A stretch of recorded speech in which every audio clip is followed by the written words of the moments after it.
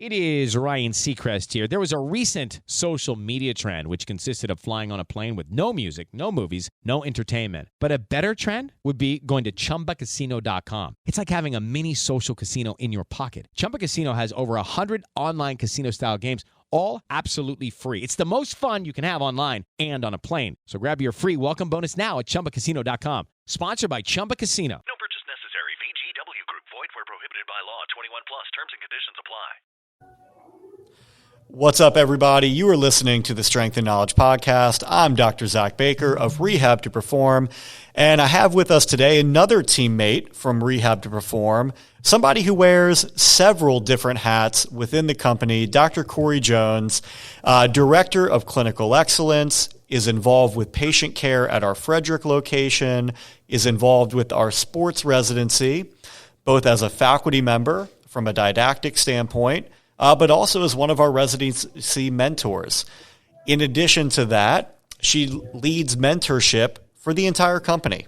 So any new company member that comes on, any of our PTs on staff, they go through a 90-day onboarding that tends to be a little bit more procedural in nature.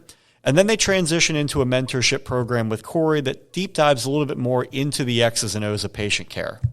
Outside of that, she's got her hands in a couple different things as well, and recently just got back from a trip to Europe.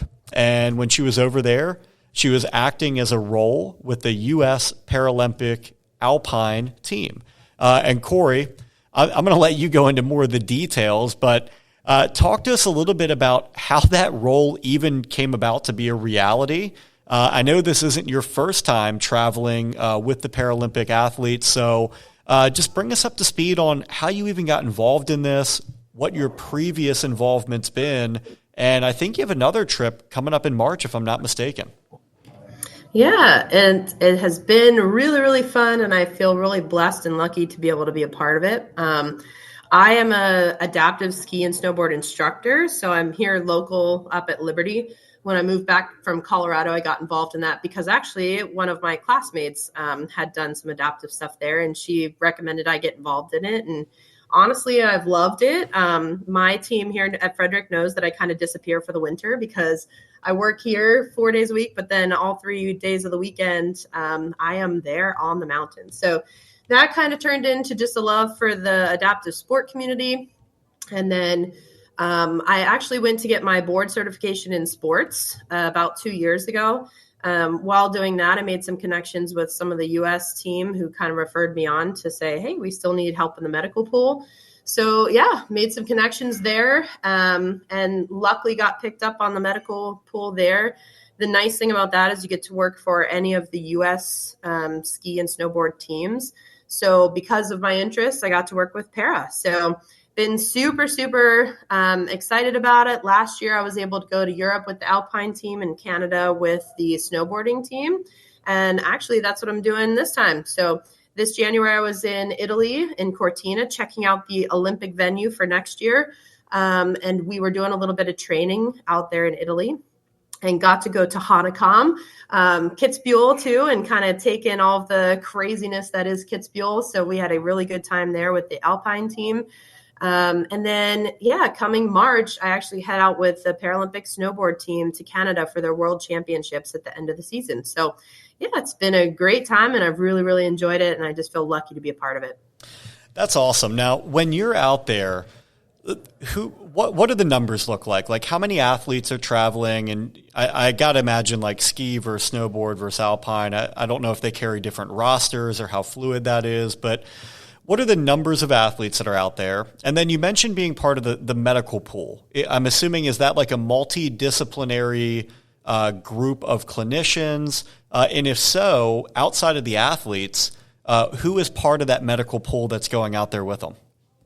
Yeah, so there's usually about, I would say, 10 to 15 athletes on the Alpine team. Snowboard team is a little bit smaller. I would say usually 8 to 10 or so like that. It shifts a little bit each year. But yeah, so that's about the size of the team that we're going out with. And then, the medical pool is primarily actually PTs and ATCs. But there's also doctors that join in with that too. They're kind of in like a little bit of a separate medical pool. But generally when we go out on these tours for World Cups and for FIS races, there's usually a doctor and a PT assigned to every US team. So it's nice to give the athletes a chance to have medical teams on staff.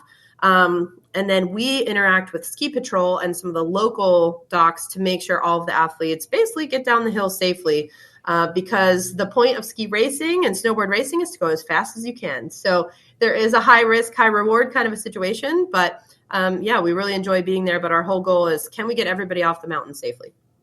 That's awesome. And that kind of leads me to my next question is, what kind of roles and responsibilities do you have out there? I got to imagine, you mentioned making sure they get off the mountain safely. So I got to imagine that involves some sort of oversight of their practice runs, of their competition runs.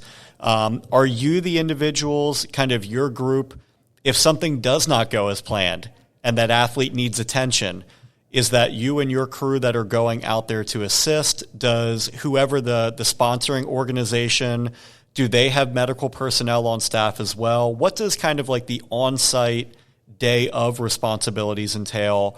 And then outside of that, what other things do you find yourself doing out there? Are you doing more traditional physical therapy? Are you doing any kind of preparatory work with them or any recovery work with them? What all did you find yourself doing on the trip? Yeah, so I would say there's a couple of different ways that those guys go out and train. So there's literally just training camps, which is what I was just on in Italy with the team, where they're just training, practicing, all that kind of stuff. Then they have FIS races where there's no doctors from the US team, but there's physio still. So in that case, I would be a first responder, communicating with Ski Patrol and the emergency services there. And then the World Cup teams, usually we do have then a doctor from US Ski and physio. So in that regard, then the doc is kind of more on the emergency first responder side, where I'm more of in a support role on the mountain. So on mountain things, I mean, basically what we do, we start really early, whether it's training or competition or whatever. Basically, while the athletes are doing inspections and while they're doing some of their training, I usually am at the very top of the mountain. So there's a start gate for everybody. So usually I'm sitting up there hanging out. The big thing there is twofold. I would say, number one, helping, like you said, with warm-ups.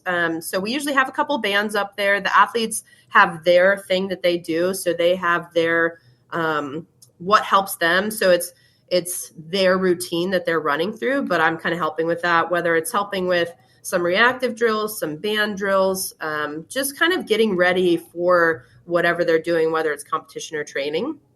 And then my secondary role is, as I said, more of a first responder. So if an athlete goes down, we have radio calls that says like, hey, stop, start, somebody's been injured. And then if they deem necessary or if the athlete's really injured, then we ski down.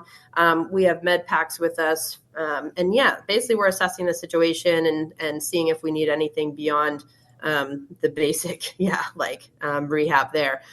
So we're working really closely with Ski Patrol there. We're working really closely with emergency services to see, hey, do we need helicopter, ambulance, or is this something where we can assess the athlete at the bottom or later on? So that's kind of like on mountain.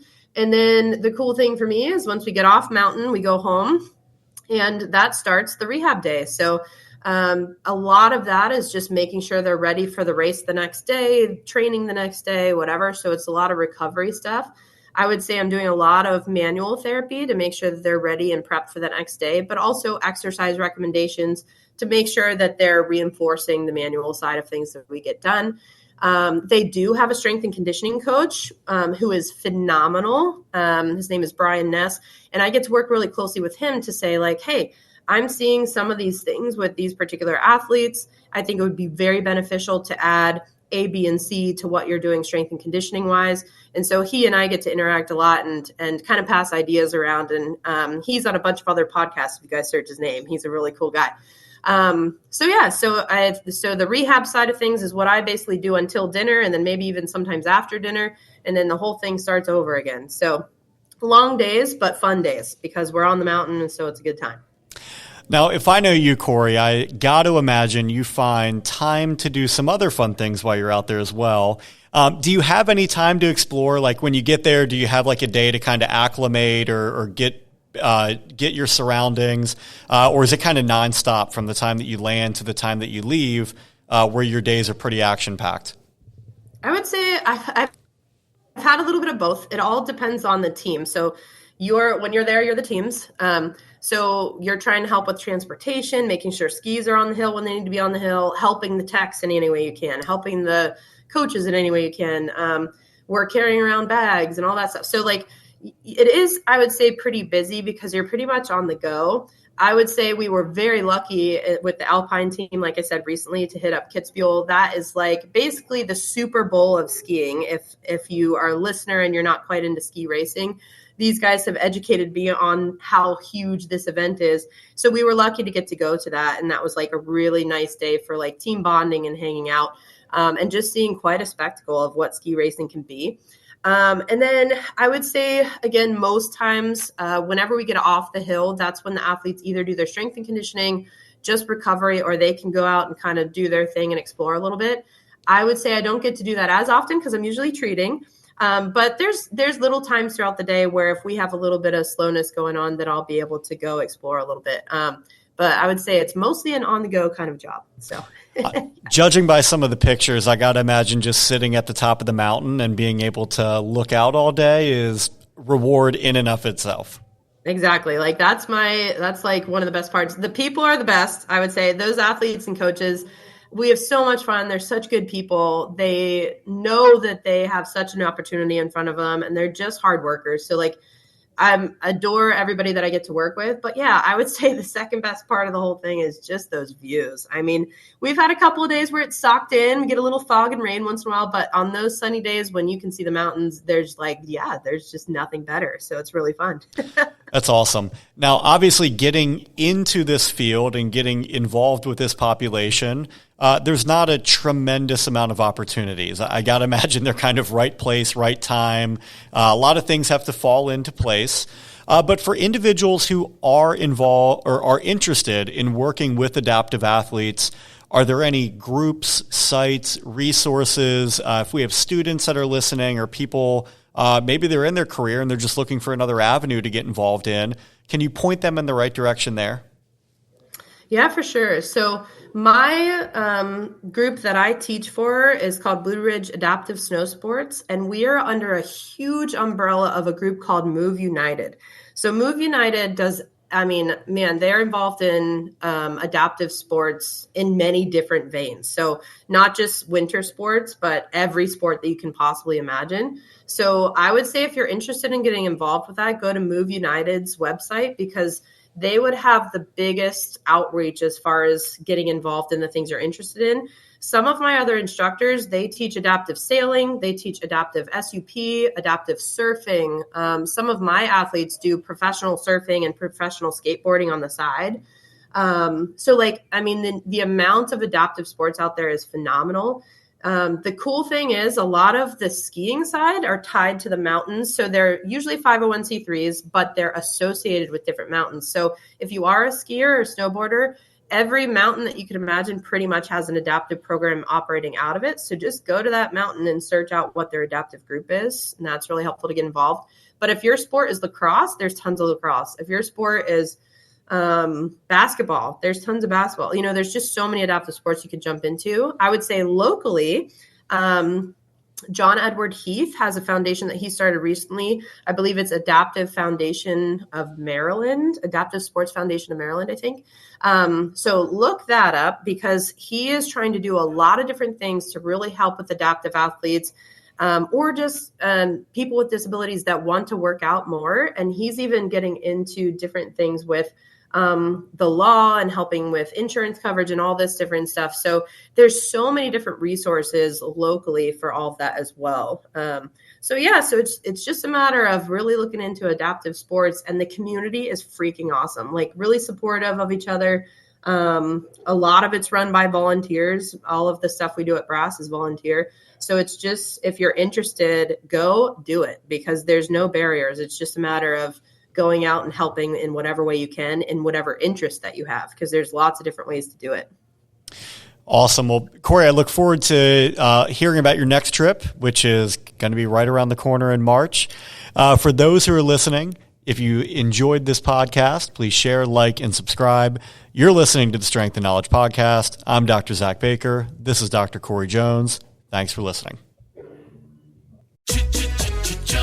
Looking for excitement? Chumba Casino is here. Play anytime, play anywhere. Play on the train, play at the store, play at home, play when you're bored. Play today for your chance to win and get daily bonuses when you log in. So what are you waiting for? Don't delay. Chumba Casino is free to play. Experience social gameplay like never before. Go to Chumba Casino right now to play hundreds of games, including online slots, bingo, Slingo, and more. Live the Chumba life at ChumbaCasino.com.